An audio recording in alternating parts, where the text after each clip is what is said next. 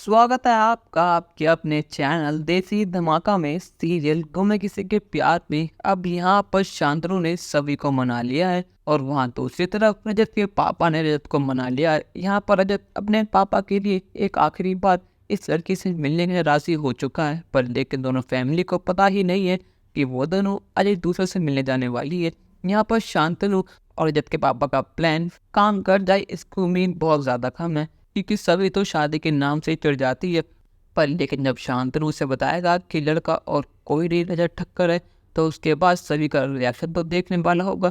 और यहाँ पर जैसे दोनों फैमिली होटल पहुँचती है, जिसकी उम्मीद थी वही होता है। यहाँ पर जब दोनों फैमिली आमने सामने आती है तो एक बहुत बड़ा तमाशा होता है। ईशा कहते हैं कि शांतनु ये लोग यहाँ पर कैसे है, पिछली बार भी जब हम लड़का देखने आए थे तो ये लोग बीच में आ गए थे, इनकी वजह से आज मेरे सभी की शादी नहीं हो पा रही है।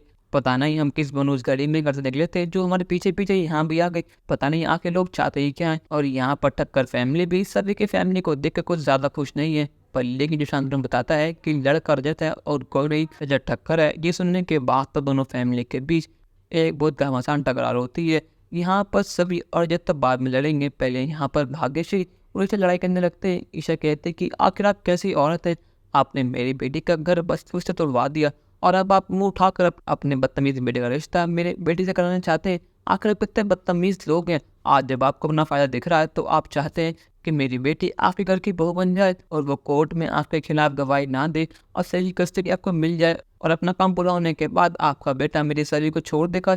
कैसे उसने हमने पहले बीवी को छोड़ा था। आप लोग मेरे बच्चे को परेशान करेंगे, मेरी फूल जैसी बच्ची जिसको मैं नाजुक से पाला है। पर लेकिन आप लोग तो हैवान है, आपने सोच भी कैसे लिया कि मेरी बेटी अब घर की बहू बनेगी। बाबूजी गुस्से में कहते कि बाबू चार तुझे क्या लगा कि तेरी इस बड़बोली बेटी को हम अपने बहू बनाएंगे, ऐसा कभी नहीं होगा। ये तेरी बेटी का बहुत ज्यादा है। पर लेकिन तुझे क्या लगा कि हम तेरी इस बेटी को अपना लेंगे, ऐसा कभी नहीं होगा। इतनी बदतमीज लड़की जब बात बात पर रजत को सुनाती है, जब बात बात पे हमारी बेइज्जती करती है, उसे हमने घर में लाएंगे। अगर ये हमारे घर में आ गई ना तो हमारे घर में रोज कलेश होंगे। यहाँ पर शांतनु ईशा को शांत कराता है और वहाँ पर रजत के पापा भाग्यश्री को शांत कराते हैं। पर लेकिन ये दोनों शांत होने का नाम नहीं ले रही।